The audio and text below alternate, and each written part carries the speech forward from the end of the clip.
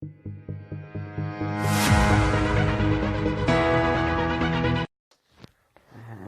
do'stlar, bugun biz APK editorda prilojenelarni rasmini o'zgartirishni, ya'ni galereyadagi rasmni qo'yishni o'rgatamiz.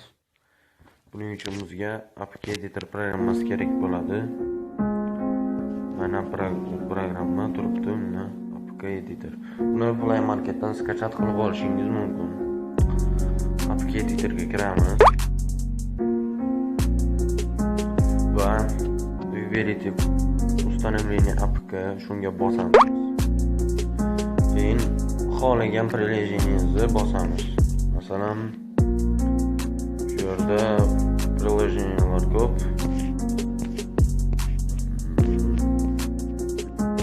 Prilojenelarni rasmini o'zgartirmoqchi bo'lsangiz, сколько заработает YouTuber.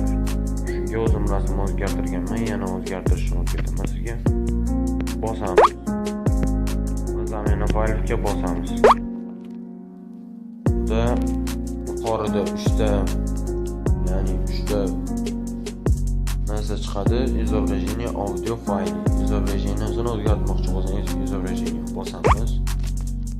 Va eng pastga tushamiz. Bu yerda mana rasm turibdi. Shu yerda mana shu qalamchaga bosamiz. Keyin bu papkalarimizni izlaymizda mana shu rasmni yana shunaqa qilamiz. Bu mana rasm turgan shunaqa qilib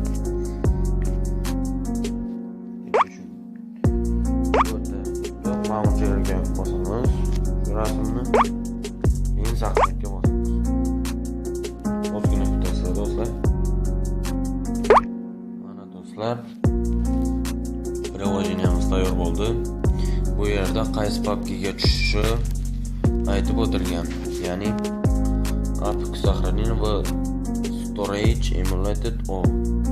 Emulated o dan keyin bu pamyat degani va APK editor papkasiga kirib, TMP papkasiga kirib, keyin Gensinger degan APK, mana shu o'zgartgan APKingiz bo'ladi. Bu papkaga kiramiz. Mana APK editor papkamiz. Ichiga kiramiz. Gensingetga bosamiz. Сколько зарабатывает YouTuber. Новинки все deyapti. Shuning uchun avvalgisini udalит qilib, keyin mana shu o'zgartgan rasmni uстановка qilamiz.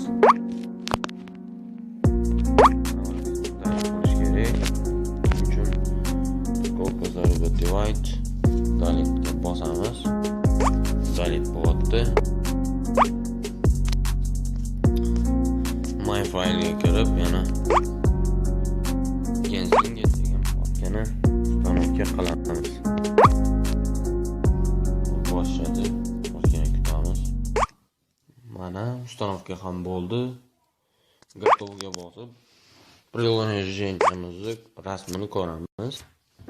Qanaqa bo'libdi? Mana сколько зарабатывает YouTuber.